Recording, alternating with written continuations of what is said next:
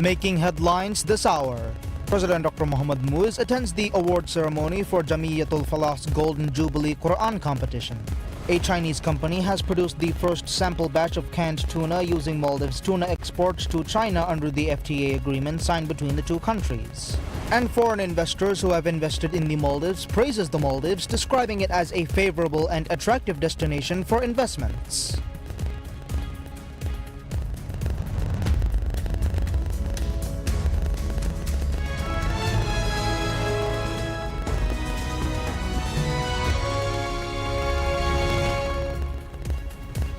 Bismillahirrahmanirrahim. Assalamu alaikum. Welcome to PSM News in English with me, Hafiz Abdusattar. Now the news in detail. President Dr. Mohammad Muiz attends the award ceremony for Jamiatul Falah's Golden Jubilee Quran competition held at the Islamic Center. During the event, Jamiatul Falah presented the president with the commemorative plaque in recognition of the significance of this milestone celebration. President Dr. Muiz distributed the competition's most prestigious awards to the winners.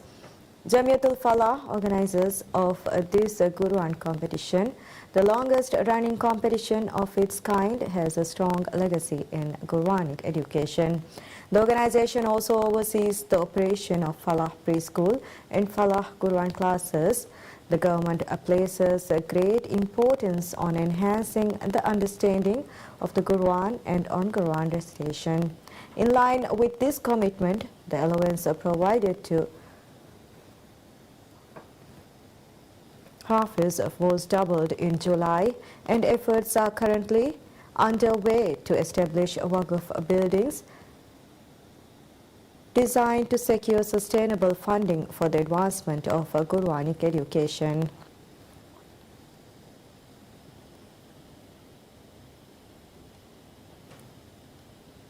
A Chinese company has produced the first sample batch of canned tuna using Maldives tuna exports to China under the FTA agreement signed between the two countries. The canned tuna was manufactured through a collaboration between Weihai QZ Blue Seafoods Company Limited and Jin Weidao brand. The sample was presented to the Maldives ambassador to China, Fazil Najib, at a special ceremony held in China. Speaking on the occasion, Minister of Fisheries and Ocean Resources Ahmad Shyam said the project was facilitated as a result of the China-Maldives Free Trade Agreement. The agreement eliminates the import duty on fish exports from the Maldives to China. The minister said the duty waiver is part of President Dr. Mohammad Muiz's strategic vision to diversify the Maldives fisheries sector, explore new markets and promote sustainable high-value fish products globally. He described the initiative as a proud moment for bilateral trade, sustainable fisheries and regional cooperation. The China-Maldives Free Trade Agreement came into force on 1st January this year. The agreement paves the way for expanded trade and investment opportunities between the Maldives and China. Under the FTA, 296 types of seafood can be exported to China without incurring any import duty. Local businesses will also have the opportunity to export seafood products to China at a price that meets the World Trade Organization standards.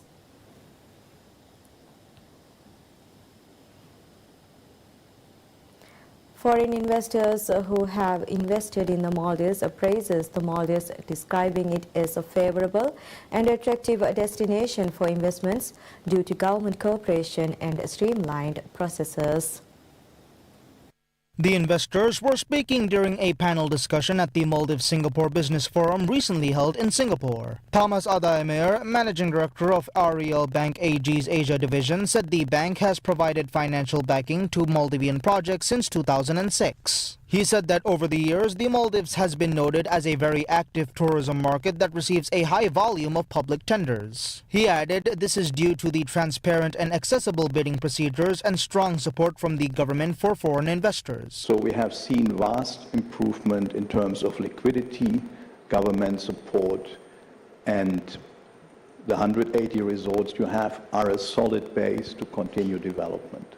Pontiac Land Group's Chief Executive Officer David Tsang was mostly focused on couples resorts at the time. He said the sector has since evolved to become a popular family destination. Tsang attributed the Maldives' tourism growth to the opportunities and support provided to investors by the government. He added that Pontiac Land has now expanded its investment portfolio from 1 to 4 resorts across the Maldives. So for us, it was tremendous potential and great government support.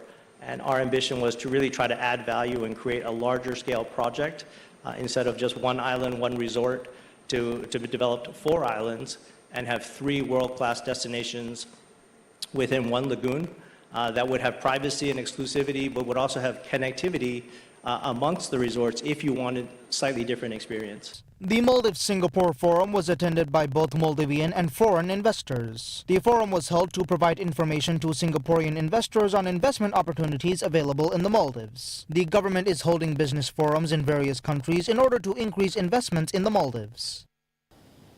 The government spent over $2.33 million under the Asanda healthcare scheme to provide prescription glasses to more than 36,000 individuals in 2024.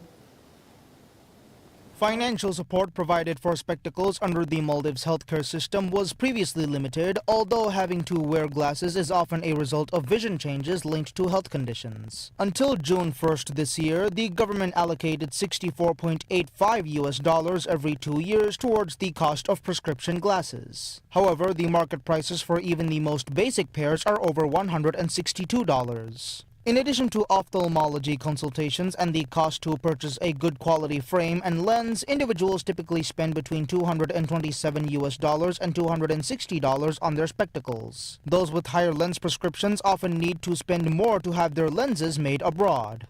Many people have raised concerns about the financial burden placed on individuals with visual impairments, while glasses are essential for their everyday functioning. While health insurance policies for prescription glasses only issued $64.85 every 2 years, the financial burden causes some patients to delay their eye checkups beyond the recommended period. According to Asanda, a total of 36,950 individuals received support for prescription glasses in 2024, amounting to over $2.33 million.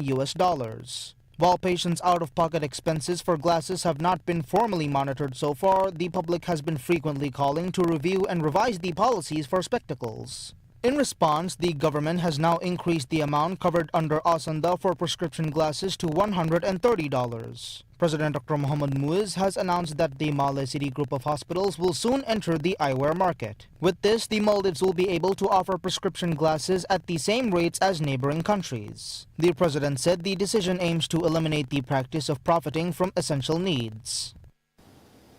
Head Chief Inspector of Directorate of Aviation Security Administration, Ahmad Nasheed, says the new passenger terminal at Welana International Airport meets international safety and security standards, making it fully safe for travelers. Ahmad Nasheed made the remarks in a serial video segment released by the Maldives Airports Company Limited dedicated to the preparations for the official opening of the new terminal. DASA is the national authority responsible for regulating international conventions relating to aviation security and developing policies to protect civil aviation from security threats. DASA is also responsible for designating security zones at airports and regulating and managing all matters relating to civil aviation security, as well as taking all necessary measures to ensure civil aviation safety. Speaking in the video segment, Nasheed confirmed that the new passenger terminal at Welana International Airport has been developed in strict accordance with the international standards. Nasheed noted that the baggage handling system installed at the new terminal is comprehensive and meets security standards and is similar to systems used in developed countries. He noted that the new terminal will accommodate additional international airlines that wish to operate flights to the Maldives. The opening of the new terminal at Welana International Airport is being carried out in accordance with international best practice standards. MACL is required to fully comply with the standards set by the Civil Aviation Authority of the Maldives, the International Civil Aviation Organization, and the International Air Transport Association. A dedicated operational readiness and airport transfer team has been established to ensure compliance with all required regulations. This includes ensuring the standards of the country's regulatory authorities, DASA, the Maldives Civil Aviation Authority, and the Maldives National Defense Force are met. The 72,000 square meter new terminal is designed to handle 7.5 million passengers annually. It features 47 check-in counters with locally inspired designs, 6 self-service kiosks, and 24 check-in counters for seaplane passengers. The new passenger terminal is scheduled to open on the 26th of July to coincide with the Maldives Independence Day. The Elections Commission of the Maldives conducts its second training program aimed at raising awareness among the public on various issues related to the elections. The latest session was conducted in Hanimadu, Hadal, et al. According to ECM, the civic awareness program was held to educate the public about the electoral process and the purpose of the elections. The Commission also aims to familiarize the public with the democratic system and increase their participation in electoral matters. The program will cover a range of topics related to elections, including the introduction and foundations of democracy, the 3 branches of government rights, participation and nationalism, information on responsibility and accountability, elections, how elections are conducted, as well as the multi-party system will be shared with participants as a part of the program. The program was attended by representatives of various government institutions, companies, associations, political parties and the general public of Hanimadu.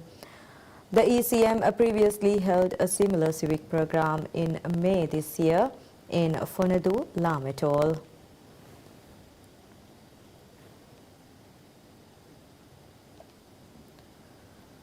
The International Organization for Migration calls on the Maldivian government, the Ministry of Health and general public and migrant communities to cooperate in the implementation of the newly launched National Migrant Health Policy. The National Migrant Health Policy, inaugurated on the 30th of June, is designed to ensure the health of migrants living in the Maldives and to facilitate equitable access to health services. The main objective of this policy is to protect and ensure the right to basic health care for foreigners. Maldives National Program Manager at IOM, Ahmad Muhammad, speaking on PSM News Rajamiyat program, said that approximately 70,000 foreigners are working across the Maldives without valid documentation. He noted that while the main objective of the National Migrant Health Policy is to protect and ensure the basic health rights of foreigners, this work requires collaborative efforts beyond the government. The Director of Public Works at the Health Protection Agency, or HPA, Sana Salim, said 40% of the foreigners living in the Maldives reside in the Malay area alone. She said those who bring employees must fulfill the responsibility of closely monitoring their affairs. Sana further noted that cooperation from individual citizens and migrant workers are also important to successfully implement the National Migrant Health Policy. The national policy on the health of foreigners is focused on 5 main areas: changing perceptions across government and society as a whole, provide quality health services to foreigners, collect and use valid information, reduce vulnerabilities, and the establishment of systems. The Ministry of Health said that with the implementation of the policy, the rights of migrants to basic health care will be fully protected and ensured, along with equitable and inclusive health care for all.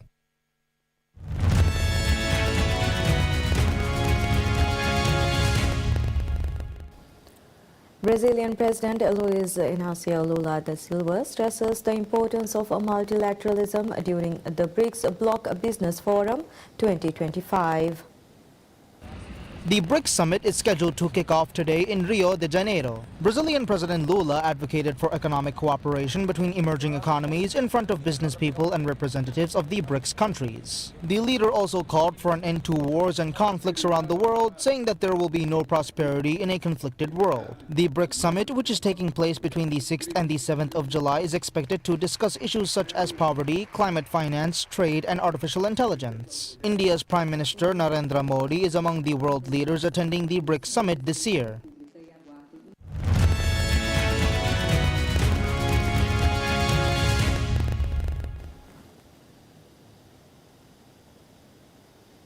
Multiple blasts heard over Gaza at dawn as Israel is set to send a delegation to Qatar for talks on a possible Gaza hostage and ceasefire deal.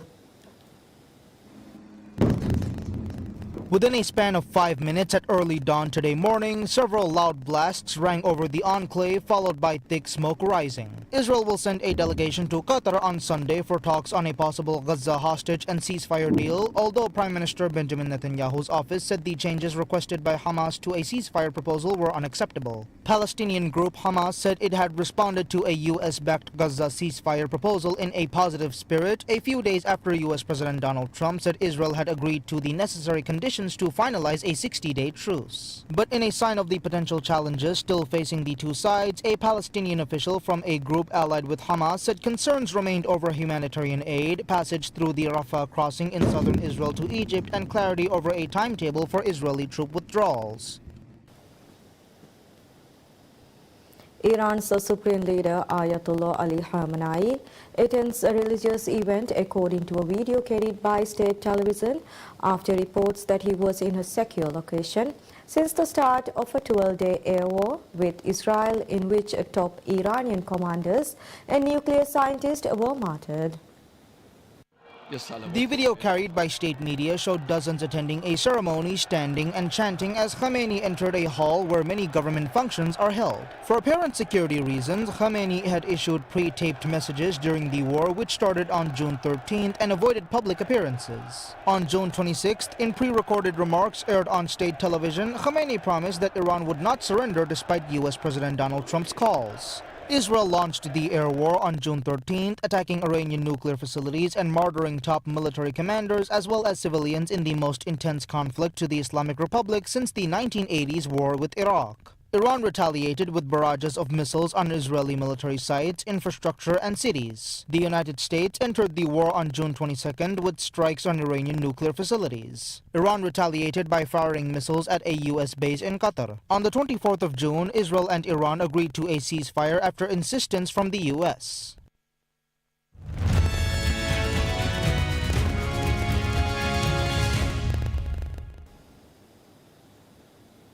Lionel Messi scores twice to help Inter Miami to a 4-1 win against host CF Montreal in MLS return.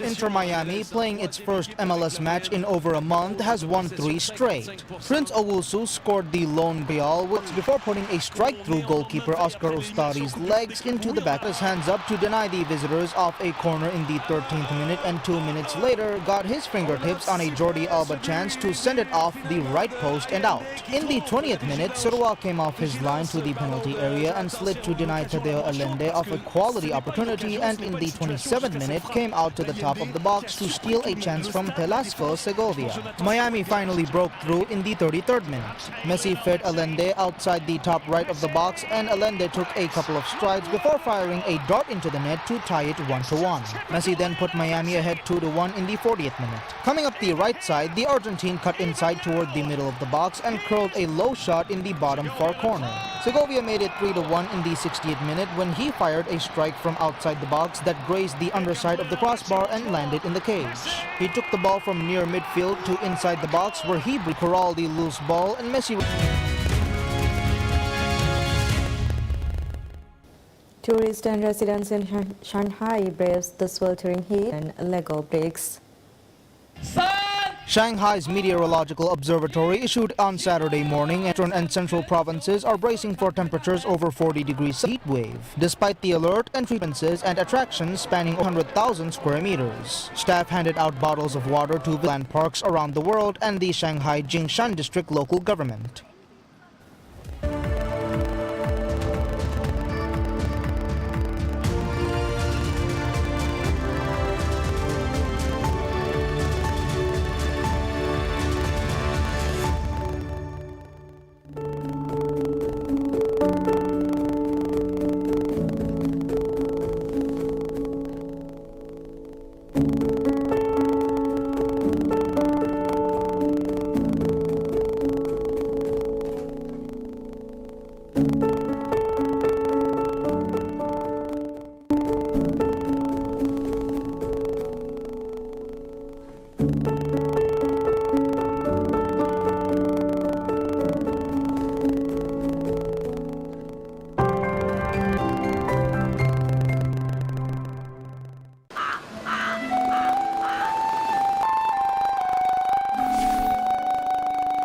The Maldivians, they know in and out of.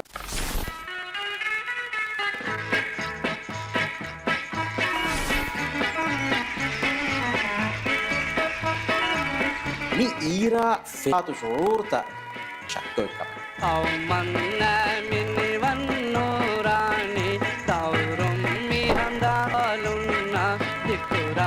Malum mi